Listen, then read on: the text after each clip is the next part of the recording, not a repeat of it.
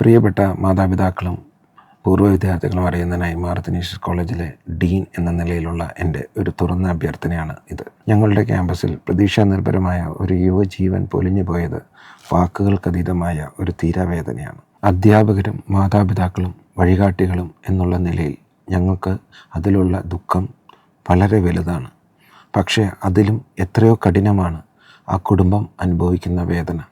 ഞങ്ങളുടെ പ്രാർത്ഥന എന്നും അവരോടുകൂടെ ഉണ്ടാകും. എന്നാൽ ഈ കടുത്ത ദുഃഖത്തിലും മാനസികാഘാതത്തിലും ഇരിക്കുന്ന ഈ അവസ്ഥയിൽ ചില താല്പര്യ കക്ഷികൾ ഇതിനെ മുതലെടുക്കാൻ ശ്രമിക്കുന്നത് അത്യന്തികം വേദനാജനകമായ ഒരു സാഹചര്യമാണ്. രാഷ്ട്രീയ അജണ്ടകളും സോഷ്യൽ മീഡിയയിലെ സെൻസേഷണൽ പ്രചാരണങ്ങളും കൂടാതെയുള്ള വ്യാജ പ്രചാരണങ്ങളും ചേർന്ന് യാഥാർത്ഥ്യത്തെ മൂടിവെക്കാനാണ് ശ്രമിക്കുന്നത്. ഇവിടുത്തെ അധ്യാപകരെ കുറ്റക്കാരായി ചിത്രീകരിക്കുവാനും ഈ സ്ഥാപനത്തെ പൊതുജനരോക്ഷത്തിന് ഇരയാക്കി മാറ്റുവാനുമാണ് ഇതിലൂടെ ശ്രമിക്കുന്നത്. ഈ സാഹചര്യത്തിൽ നിങ്ങളോട് പൂർണ്ണ സത്യം തുറന്നു പറയുക എന്നുള്ളത് ഞങ്ങളുടെ ഉത്തരവാദിത്തമാണ്. വിദ്യാർത്ഥികളുടെ ആവശ്യമായ അക്കാഡമിക് ക്രെഡിറ്റ്സിന് നേരെ മാനേജ്മെൻറ്റും കോളേജും കണ്ണടച്ചു എന്നുള്ള ആരോപണം പൂർണ്ണമായും അടിസ്ഥാനരഹിതമാണ്. 2026 ഏപ്രിൽ മാസത്തിൽ അക്കാഡമിക് ക്രെഡിറ്റ്സിൻ്റെ ആവശ്യങ്ങളുമായി കുട്ടികളും യൂണിയനും നമ്മളെ സമീപിക്കുകയും ആ ആവശ്യം മനസ്സിലാക്കി എത്രയും നേരത്തെ അക്കാഡമിക് കൗൺസിൽ കൂടുകയും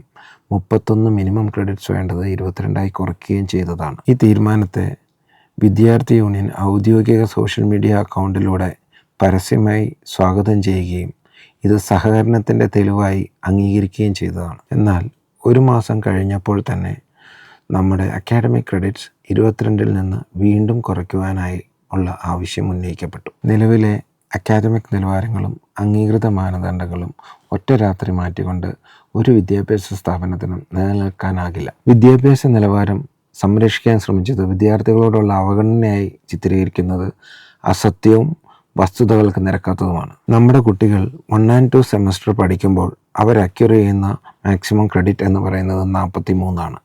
ഇത് അക്വയർ ചെയ്യുന്നതിനായിട്ട് കുട്ടികൾക്ക് 14 സബ്ജക്ട്സ് ഉണ്ട്. ഈ 14 സബ്ജക്ട്സിൽ 8 സബ്ജക്ട്സ് അവർ പാസ്സാവുകയാണെങ്കിൽ അവർക്ക് 22 എന്നുള്ള മിനിമം ക്രെഡിറ്റ്സ് കിട്ടുകയും അവർക്ക് 5th സെമസ്റ്ററിലേക്ക് കയറിയിരിക്കാൻ സാധിക്കുകയും ചെയ്യും. കൂടാതെ ഈ 8 സബ്ജക്റ്റ് പാസ്സാകുവാനായി അവർക്ക് 2 വർഷത്തെ കാലയളവിൽ 3 അവസരങ്ങളുണ്ട്.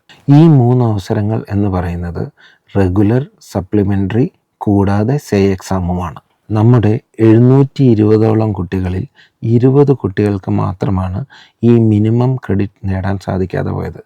അത് ടോട്ടൽ കുട്ടികളുടെ 3% താഴെ മാത്രമാണ്. ഈ സാഹചര്യത്തിൽ നിങ്ങളോട് ഒരു കാര്യം കൂടി ഞാൻ ബോധ്യപ്പെടുത്താൻ ആഗ്രഹിക്കുന്നു. കുടുംബവുമായി ബന്ധപ്പെട്ട് ഞങ്ങളുടെ ഫാക്കൽറ്റി അഡ്വൈസേഴ്സ് വളരെ നിർദ്ദയരും നിഷ്ക്രിയരുമായി പ്രവർത്തിച്ചുവെന്ന് പല ഇൻഫ്ലുവൻസേഴ്സും മാധ്യമങ്ങളും തെറ്റായ രീതിയിൽ പ്രചരിപ്പിക്കുന്നുണ്ട്.